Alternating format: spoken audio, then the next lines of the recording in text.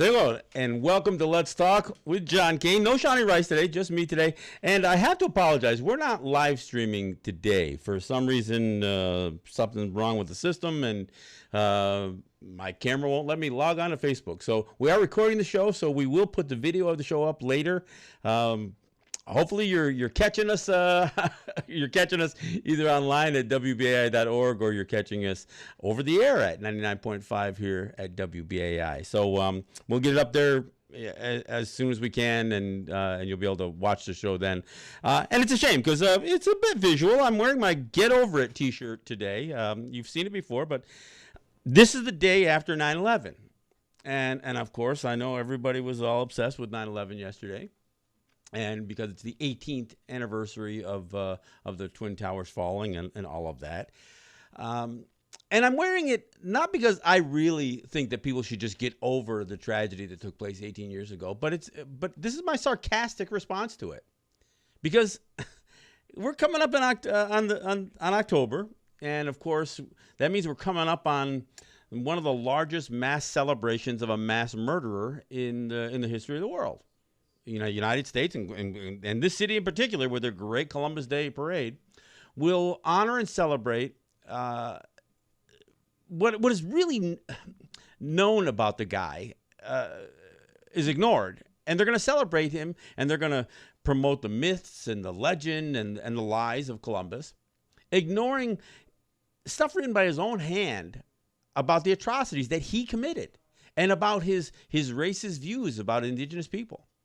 So, and the reason I'm wearing the Get Over It t-shirt is because that's what we get told. Every time we bring up something like Columbus or we fight back on the mascot issue, we're told, get over it.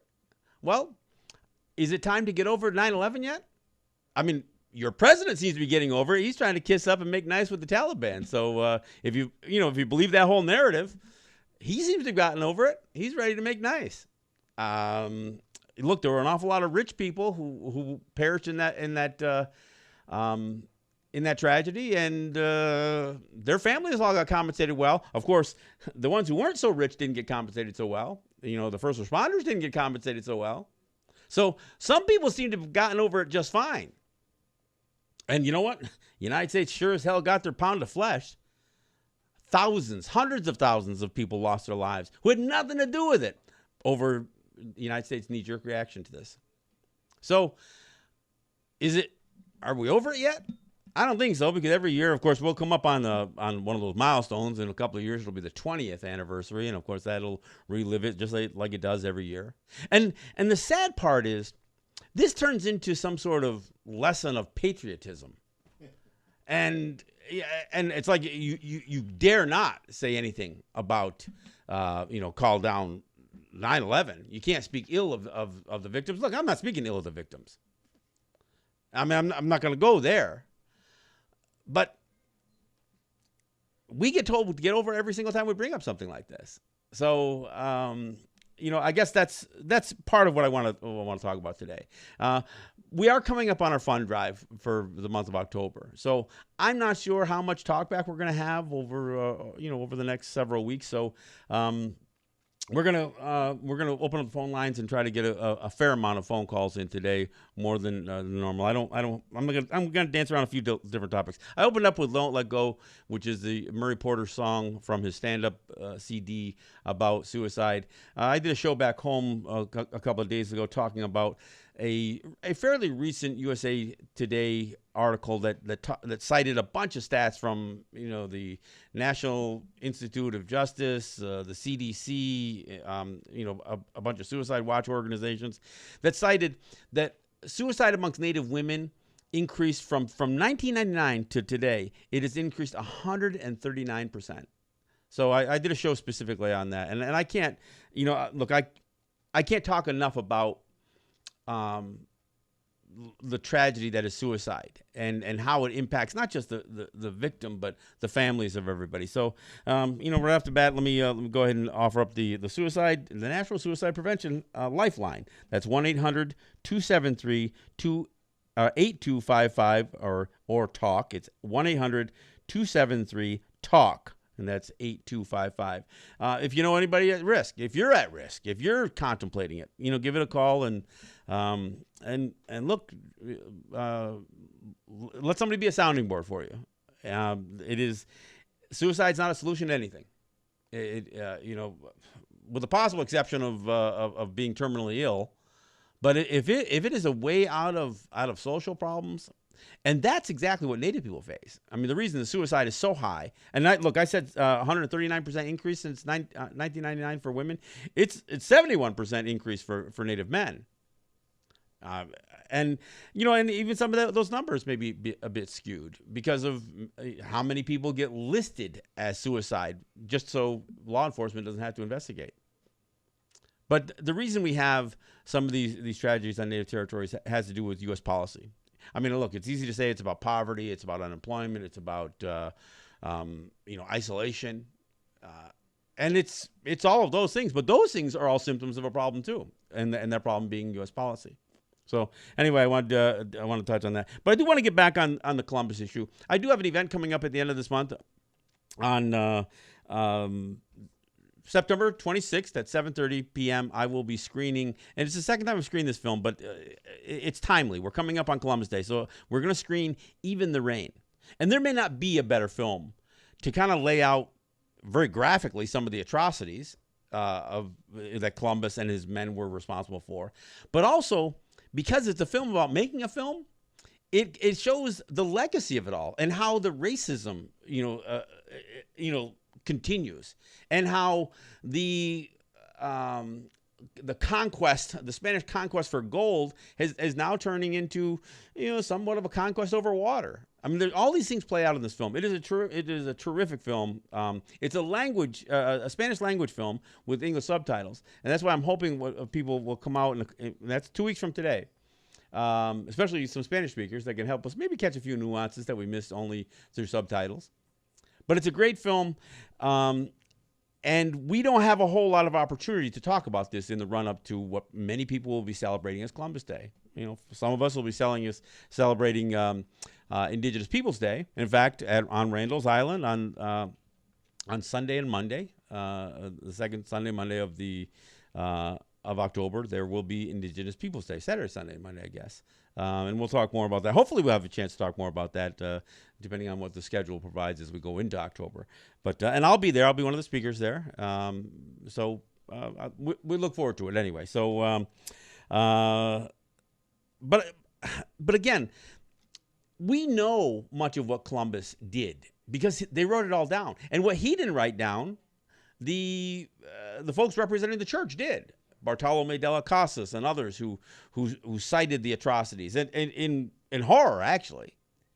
Now, Columbus and his men, they had no problem doing what they're doing, but even the church folks that were authorizing some of this through their doctrine of Christian discovery, the ability to dehumanize the native population, even some of those guys had some trouble with what they actually had to witness. I mean, we're talking about rape, we're talking about disfigurement, murder, a population that was essentially wiped out. One that was immediately enslaved. I mean, look, we're talking a lot about what are the 1619? Isn't that the date they're throwing out there? Because that's the first slave ship that comes from Africa to Jamestown Colony. Well, let's be clear. Some of the first slave ships that crossed the Atlantic weren't bringing African slaves; they were bringing native slaves to Europe. It was going the other way, folks. And now I'm not saying there weren't slave ships going to Europe at the same time. There certainly were. The idea of enslaving native people just fit in nicely with the idea of enslaving African people, African natives as well. The interesting thing was the level and the idea that it was actually documented that some of these slaves that were coming from the Americas were being enslaved as sex slaves. The popularity of young girls being chained and dragged back to Europe was it made young women weren't necessarily the hot commodity when it came to forced labor. I'm not saying the young women didn't work well, but that's not what the desire was. And this is all documented. I mean, and Columbus kept a journal. The church officials kept journals. And of course, we have oral history that managed to survive some of this stuff. And of course, it didn't just end with Columbus and his men and the Spanish in the Caribbean and in South America and Central America. The Americans did the same thing. And of course, we whitewash it all. And in the process of whitewashing it all, the other thing that we do, the Americans do, is they tell Native people to get over it. I've literally had callers on this show call in and say, "Yeah, but you're here now." Wait a minute. We were always here. You can't just say we're here now. And they're making it sound like you just have to accept things for what they are. You just say, no, we don't. I mean, that's why among some Native populations, this notion of decolonization, the untangling and the dismantling of the systems of oppression around us is part of a growing movement. Now, don't get me wrong. There is a whole lot of assimilated Native people. And, look, they're the ones advocating voting in the elections. They're the ones that are advocating running for office in the system that has oppressed us all these years. They think they can change it from the inside, kind of the Trojan horse thing. Oh, we'll get inside and then we'll fix it all in there. We'll dismantle it from the inside. Look, that's not the way it works, folks. No freedom fighters ever said, okay, here's the plan. We're going to join the enemy and then we're going to fix it from within. No, that's not the way it works. And it has never worked that way. There's never an example of that ever working. So when we talk about trying to change things, the first thing we need to do is shed some of it. We need to untangle ourselves. And the easiest way to untangle ourselves is, stop worshiping in their churches, stop serving in their military, stop voting in their elections, stop running for their offices. Now, having said that, I'm not saying we shouldn't know what the spirituality is. We should know what their military is doing. We should know what their politicians are doing, what their laws are all about, and we should affect it to the extent we should reach out to the churches, not because we want to worship with them, but they should understand some boundary issues. And it's the same thing with politics. I don't advocate Native people vote in non-Native elections. And I have a little bit different feeling if you're Native and you live off Native territory. If you live here in New York City, some of the politics is local. So, I guess I understand that. But here's the problem. If you're comfortable with saying, okay, I'm a U.S. citizen, I guess it's no problem for you. But for many Native people, the idea of saying, well, I'm not necessarily a citizen of my native nation. I'm just a member of the tribal organization. Well, many of us are really troubled with that kind of language. And if you're going to vote in a U.S. election, you're a U.S. citizen. I mean, look, and how did we become U.S. citizens? Well, they just made us that. They declared we were U.S. citizens. We didn't ask for that. I'm not saying there weren't some Native people who didn't ask, but for the most part, we weren't asking to be U.S. citizens. They just made us U.S. citizens. They declared it. Their Senate said, we hereby declare that Native people are U.S. citizens. Well, wait, we don't have a say in that? And the crazy part is that happens, and then we just go along with it. Look, I saw an interesting meme on Facebook the other day, and it said, every time I see a Native person who supports Donald Trump, I have to remember that Custer had Native Scouts. Well, wait a second. You know what? Custer still has Native Scouts. The U.S. military still has Native people enlisting. This isn't just about Donald Trump. This is about supporting that system of government, that system of oppression. I voted today's sticker. I've got my own version of that. Today I participated in my system in continuing the systems of oppression. Because if you're Native and you're voting in their elections, you are contributing to the systems of your own oppression. Because it isn't just Donald Trump. And look, I had Jeremiah Hosea on here a couple of weeks ago. We talked about that. Honestly, by some levels, Trump is less of a war criminal than Barack Obama was. If you look at lives lost, some of the things that were done. I'm not saying that he's a worse president or that he's a better president than Barack Obama, but it depends on what you're measuring by. If you're measuring in terms of offensive personality, yeah, there's no question about it. Donald Trump is the worst.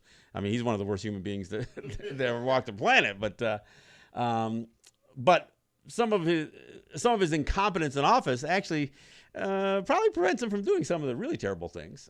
Although he's doing some pretty terrible things.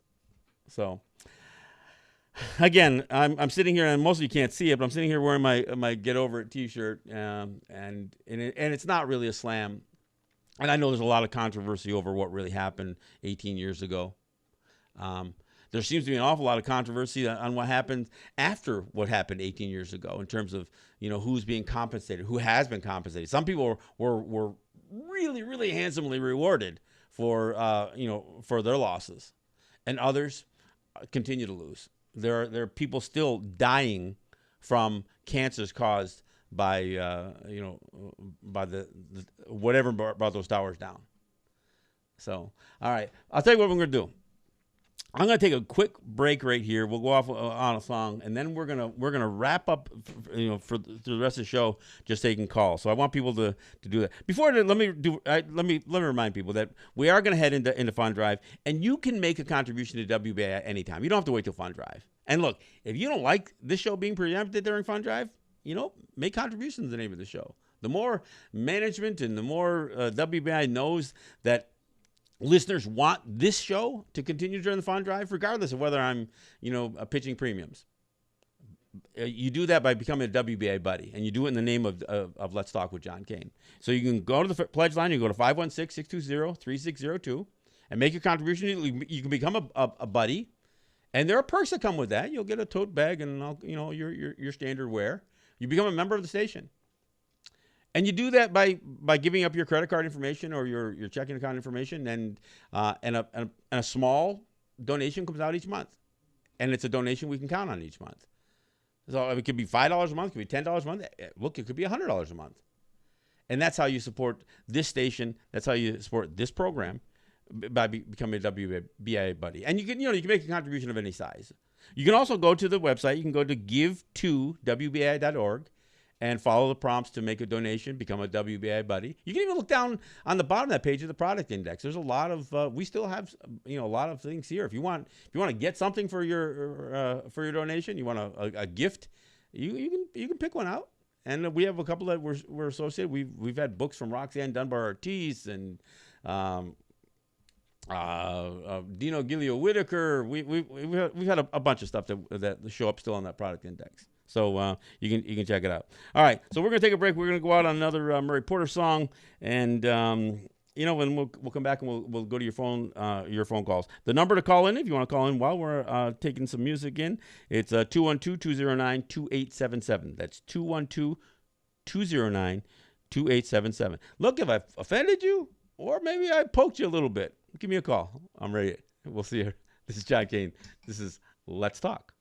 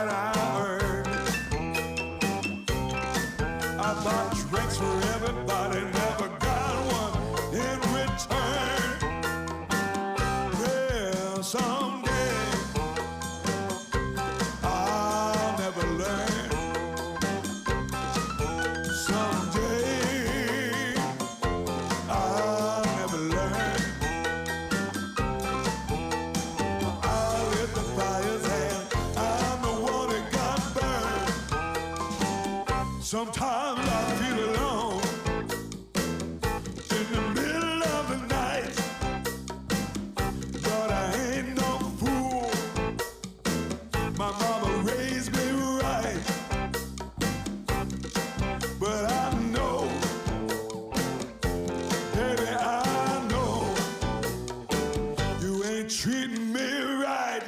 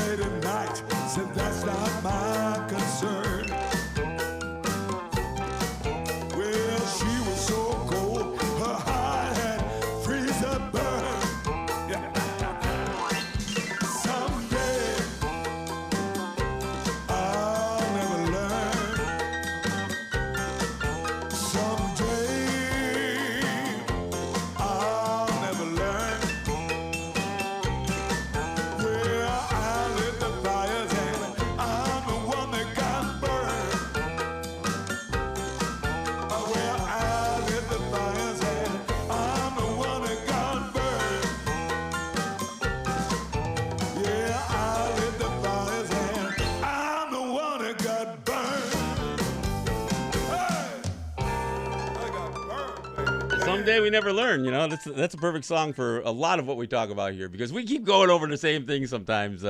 And you know, look, if we don't learn from the bad history, it's a trite expression to say those who don't learn from history are destined to repeat it. And that's why we try to bring up the things that we bring up here. I mean, honestly, when you talk about the abuse that some people have imposed upon others and the oppression that some people have experienced, if you don't own it, if you don't have some contrition for what has happened in the past, it makes it really easy to do it again. It's really easy to lock up a bunch of kids in cages down in at the Mexican border. When you've been doing it for hundreds of years for the native kids and you did it Japanese kids, it's real easy. If you don't learn from it, and if you don't acknowledge, I mean, even the way slavery is treated and taught in school, make it sound like it was, yeah, we did it and we made it all better. Like Jim Crow didn't exist. Like the inequality of the prison population and income equality and all, like all that stuff doesn't exist anymore. Yeah, we had that slavery thing, but yeah, we did okay. We made right by everybody. No, you didn't. You haven't made right by any of the people that you oppressed, whether it's the native people and the ongoing and continuing genocide. I mean, we could argue that slavery continues, especially because you have people who are working for such poor wages, and and it's not even just people of color anymore. I mean, we just celebrated Labor Day, a couple of weeks ago. I don't know how the hell you celebrate Labor Day when the labor movement has failed. We have got two income earners per household working over 40 hours a week and still not living the lifestyle they want. Of course, how could they live the lifestyle if they're all, each spending, 50, 60, 70 hours a week? They don't even take their vacations anymore. No, we'll take the buyout. We'll just take the money. We'll keep working. We don't need to take a vacation. We don't need no stinking vacation. Just give me the money. That's how bad system has gotten here. Celebrate Labor Day. Yeah, you can celebrate Labor Day when one person working 40 hours a week could gainfully, bring in enough salary to take care of the family. That doesn't exist anymore. I don't know what the hell you're celebrating Labor Day for. You better not take the day off. Better go back to work, goddammit. Anyway, all right. Hey, look, we are ready to take calls. I know we don't usually do it for a few, till another 5 or 10 minutes, but the number to call is 212-209-2877. Look, if you think I'm full of crap and you just want to call me out, then you can do that. I might hang up on you, but I might not either. So 212-209-2877. I know if you're not watching the show, you're not seeing that I had the nerve to wear a Get Over It t-shirt the day after 9/11. But yes, folks, I did do that. And it's a direct response. It's a direct response being told to get over it. Hey, do have one thing coming up. This weekend is the Ramapo Lenape Nation Powwow, or a Native American Festival. It's at Sally's Field on Ringwood State Park.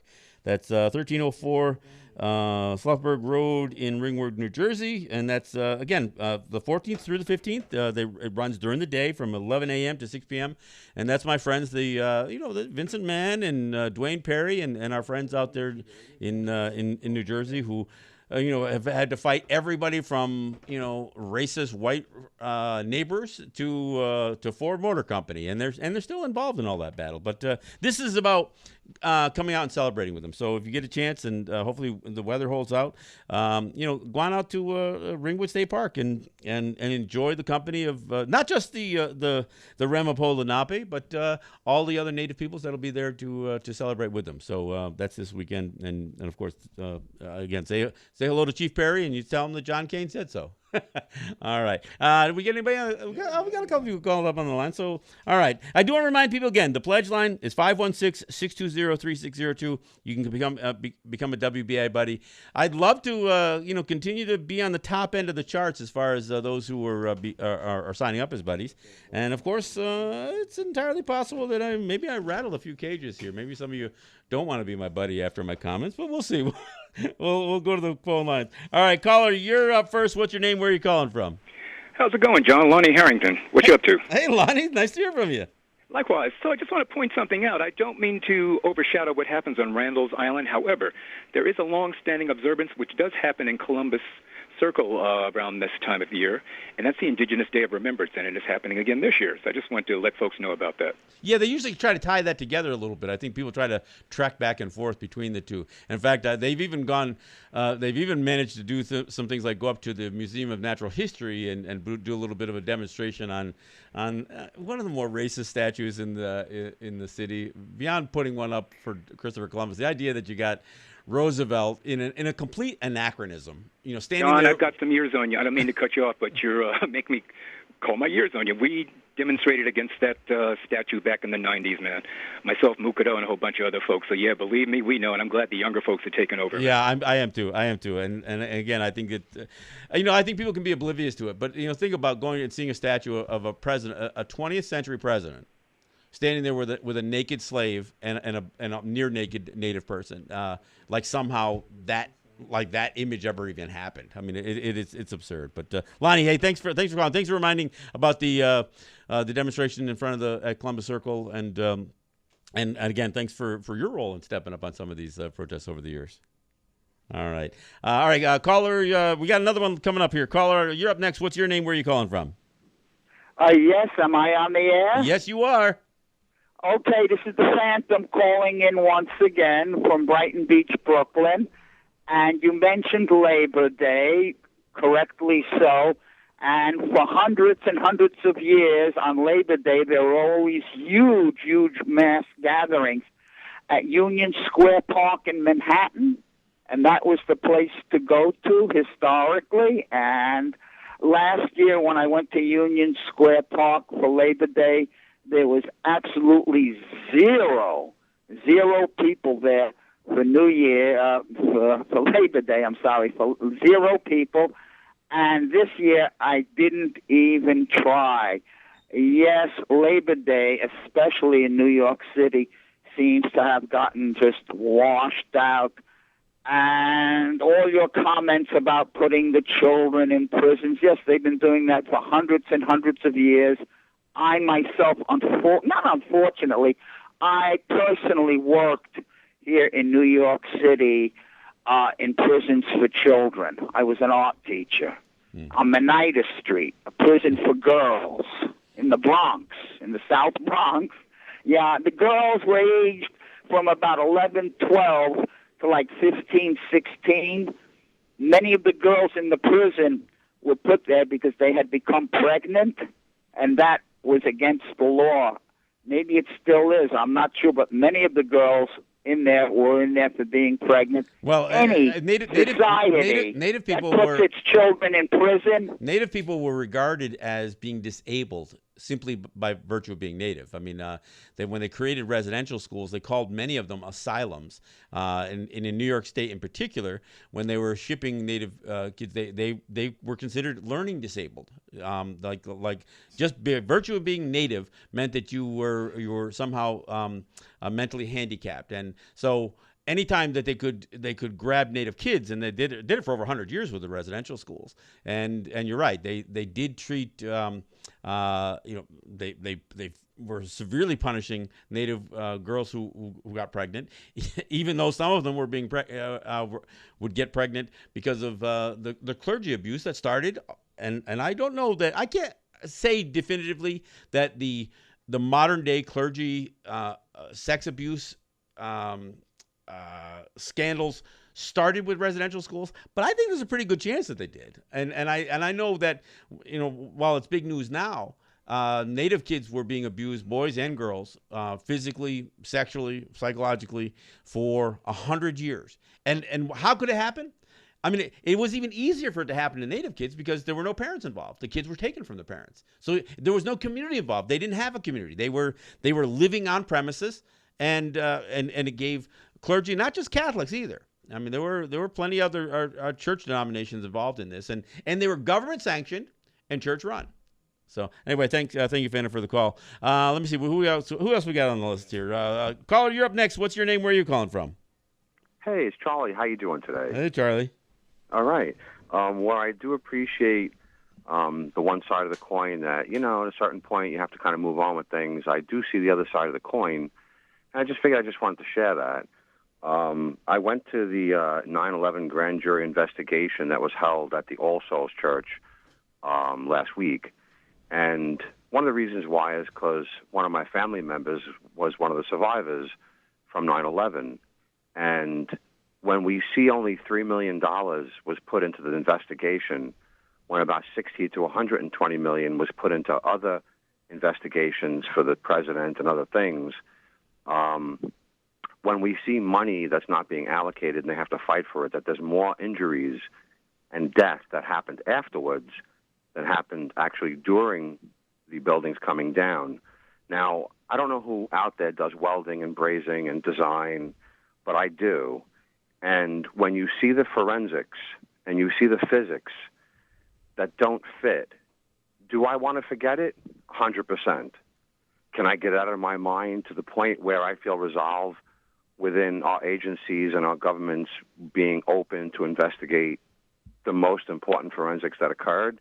No, we don't. So for this reason, I feel it almost should never be forgotten. And not that I'm coining that phrase, never forget, but I just feel it's the only reason to be interested is because when we see and you agree with this, I know many things, and I appreciate a lot of your views, and by the way, good music you play. So, I do see the other side of the coin where... Well, let me clarify something. Yeah. I'm wearing my shirt, and I'm using the phrase "get over it" in sarcasm. I'm not saying really get over it. I'm saying I'm using Thank you. the phrase. I feel better now. I use the phrase that. because Thank this you, is man. what we're told. We are told to get over it. We are told we have to listen to never forget on one hand, while we get told get over it. So look, I agree with you. I think there should be plenty of suspicion and plenty of cynicism associated with the 9/11 investigation. Nobody still explained to me this day on how the Building 7 fell down, and that was one of the things that after someone spoke about it on the radio and the next program came on, and I don't have to go into details, and these two engineer guys, not even engineers, just inspectors, and as a licensed professional for 40 years, I want to say I understand what they were thinking, and I understand, but they kind of degraded it because when the fire commissioner, George Goria, Franklin Square Museum Fire Department came on, as well as when Richard Gage, the president of the architects and engineers for 911, when they represent 3,000 people who are doing design and they showed the sketch and drawings, it's just something that when you see it, it's like, oh my gosh. And how could it not have been entertained, at least to the point where it was brought open, discovered, interested in being discovered? It seems like that the federal government at this point is not even abiding by the laws in which that they implement. So I would like to see the last two words of the Declaration of Independence, sacred honor, which we don't see. And that means I do the right thing behind your back. And if those things were to happen, I feel America would be different. We would feel different. We would appreciate our government. Now, that would be a change if things were made to appreciate our government. So I just wanted to leave it right there. And I do appreciate that you are being sarcastic because I felt in my back of my head, I said, I want to be respectful, and I don't want to be any disrespect. And I said, I just have to call and drill this guy. No. Again, otherwise I'd be a hypocrite. If I'm saying get over that, well, I'm talking about Columbus, then I'd be the hypocrite. So no, my get over it comment is purely and completely out of sarcasm. So thank you, Charlie, thank you. I appreciate that you expanding on that. I feel much better now. Thank you, man. I appreciate that. All right. Well, thanks for calling. I appreciate that. We got anybody else on the line yet? Okay. Look. On that note, here's what I got. Here's my contribution, to some of the 9/11 conversation. Native people play a big role today still, and they certainly did on the Twin Towers and many of the other buildings in New York in putting them up. High Mohawks and high steel is an expression, and it's not just Mohawks. There's I've got many good friends from Seneca territory who are also high steel workers. Our people worked on those buildings. Our people built those. One of the guys who sponsors my show back home actually helped move the antenna from and erect the antenna on the Trade Center. So, but the interesting thing, and this doesn't just go for Native people, but this goes for many of the people and the families of the first responders. The only time we were in those buildings was when we were either building them are cleaning them up. There are not a whole lot of, many of the people who perished as first responders, their families never achieved the wealth and the status that some of those people in those buildings, who again were very much exploiting the capitalist system that does earn the ire of people throughout the world. Oh yeah, there's a whole lot of people who want to participate, and I mean, look at the numbers on Wall Street. The stock market's still booming today. Still, the trade wars, overextended credit, all that stuff. It's still booming. I mean, is it going to crash? Yeah, probably. But in the meantime, the wealthy are still doing very well. And what's the name of the gentleman who owned the World Trade Center? What's his name? Silverstein? Silverstein, yeah. I'm pretty sure Silverstein did pretty well. I'm pretty sure that Silverstein is worth more money today than he was on 9/10, 18 years ago.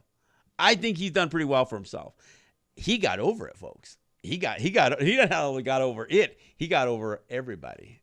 So, again, I think about how many people never even went in the buildings until, but they were there some of them were there to clean it up and pay, and are still paying a price for it. Some of them lost their lives as first responders, and many people that I'm related to were a part of building those buildings. And you know what? They were part of rebuilding, building the replacement buildings, the Freedom Tower that's there now. They did a special article on the Mohawks who they do a topping off ceremony when they raise the final beam, and it was Mohawks from Ganawage who from where I'm from who put that final beam on the top of the Freedom Tower. And it got some attention, but and one of these days I will do a show completely on and do a show just on Mohawks and high steel, Native people in high steel, because I think it's hard to talk about something being overlooked when it happens over your head, but it is a very much an overlooked part of New York City is the role that Native people have played. I mean, we broadcast here in Brooklyn, not far from an area that used to be called Little Caughnawaga. That's what they used to call Ganawage, but Little Caughnawaga. That's where many Native people lived here in Brooklyn and were a part of, especially during the real boom of building here in New York City.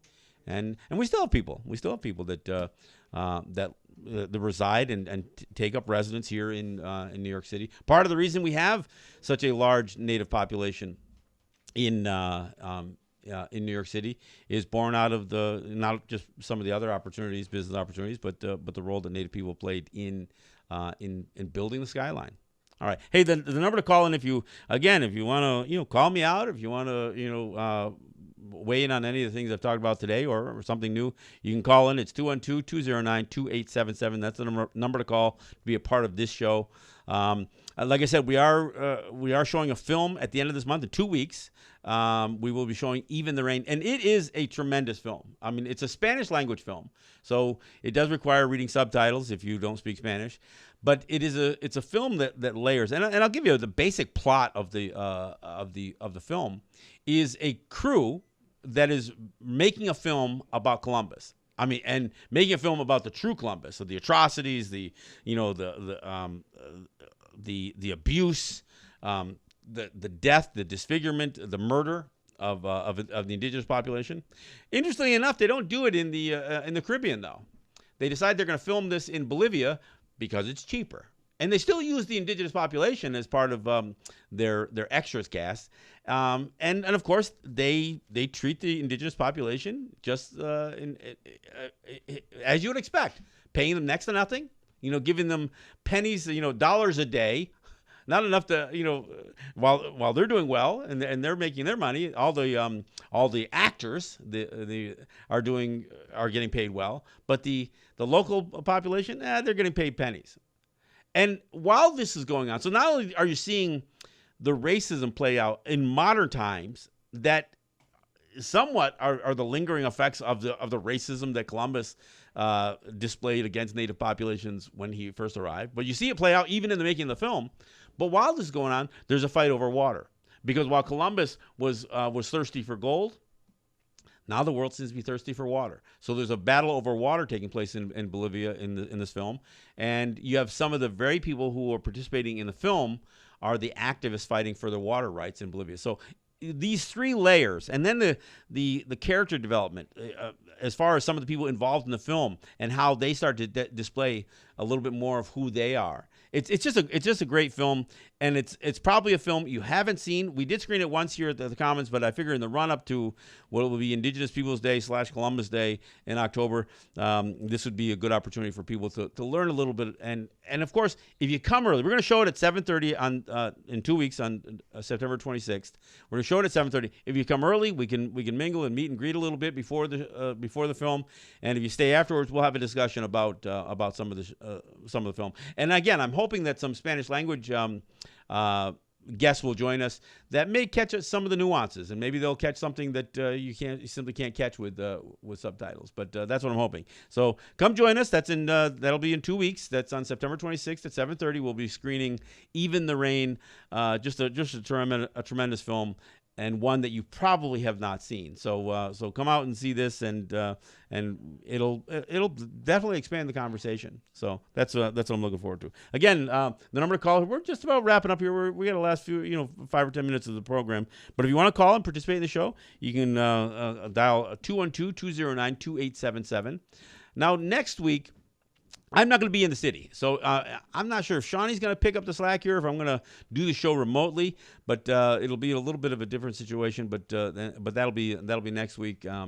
I've got to take off right away, so I can't squeeze in a trip to New York. For those of you who aren't familiar, and I know I've told the story before, but I actually travel I live on the Cattaraugus territory of the Seneca Nation, which is the exact opposite side of the state. It's about 30 miles south of Buffalo, New York, and that's it's one of the main Seneca Nation territories, and that's where I live. So when I come do the show, I get on a train, and I take a train to New York, an 8.5 hour train ride to New York to do the show, and then I turn around and I go home. So when I say that I bring a Native perspective, I want to be clear, because there are other Native people on radio. Oftentimes, those Native people live right in the city. Or they're far removed. I go home every day. Every day after the show, I go home. So when I bring a Native perspective, I'm bringing the perspective that is literally coming from not just from me, but from where I live, from where my family lives, from the role that I play in the community that I'm a part of. And I think it makes a different perspective. If I never went back home, if New York City became my life, then I'd be speaking about past experiences. But no, when I'm bringing a perspective on the issues we're talking about here, these are perspectives that are reaffirmed every single day by living where I live and living on Seneca territory. Now, I'm Mohawk, or Gunyogeha, or Gunyagahaga. My wife is Oneida, or Oniotaga, and we live in Seneca territory, which is also known to the Seneca people are known as the Onondaga. So I just want to, I don't bring it up each program, but I do want to mention that's what we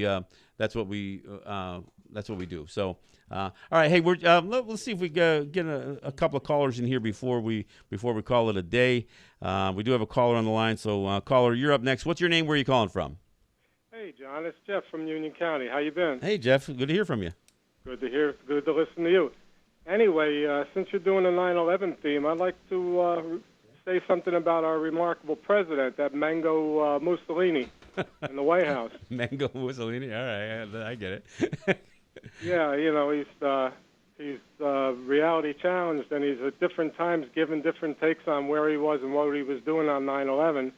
And he said a few things, including the fact that he was in New Jersey watching Muslims dancing in the street. And he also said that he was at Trump Tower, and he jumped in his car and drove on down to see if he could help. So what's your take on that? Yeah, of course he's lying. But, asbestos dust could make bone spurs flare up. So, you got to forgive the guy from, No, look, this is the liar in chief. There's no question about it. This guy.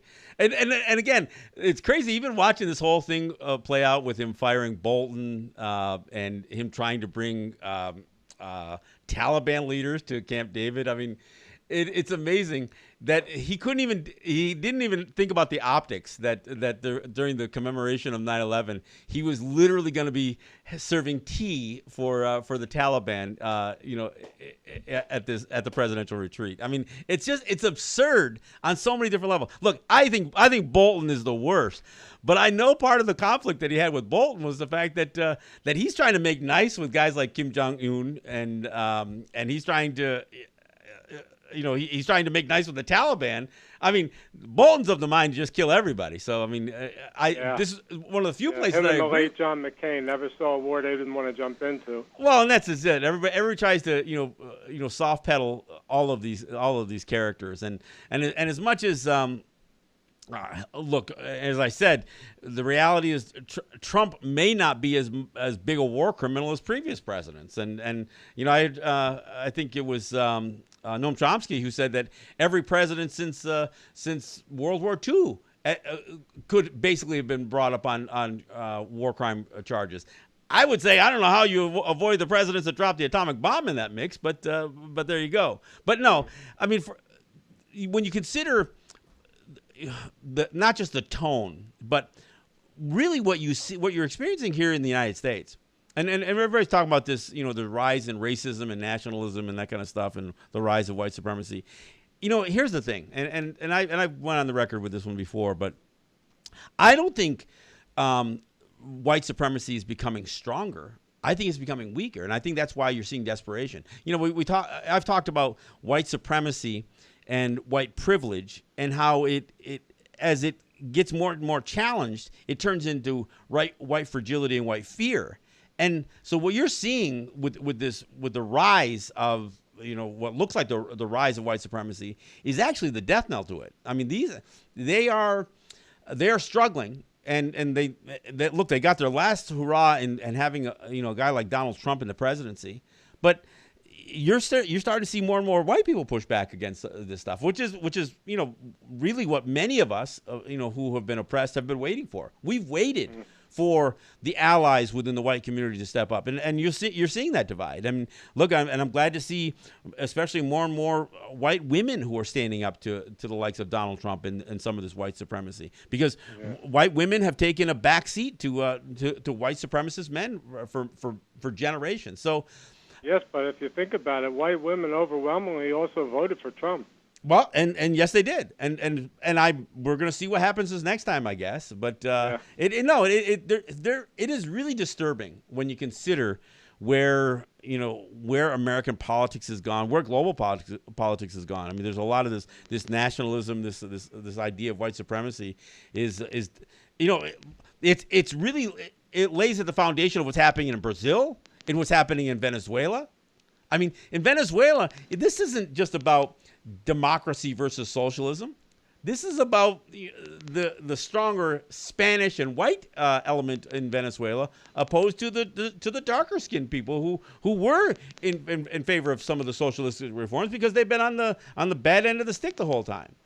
So no, you watch it. I mean, you look at some of the breakdowns and where people of color, even in countries that are predominantly people of color. I mean, the Brazilian parliament still looks pretty white compared to how dark the broad population is there.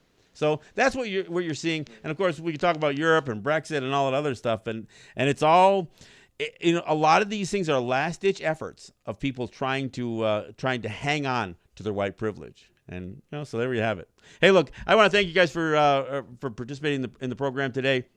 I want to thank you for listening. I'm sorry about the Facebook live stream not functioning today. We'll try to get a video up, although it seems like I had some technical difficulties along the way. So we'll get something up there for you to take a look at too as we go, and we'll put it up on the on our group pages. This is John Kane. This is Let's Talk, and I want to thank you. And we'll see you next week, one way or the other.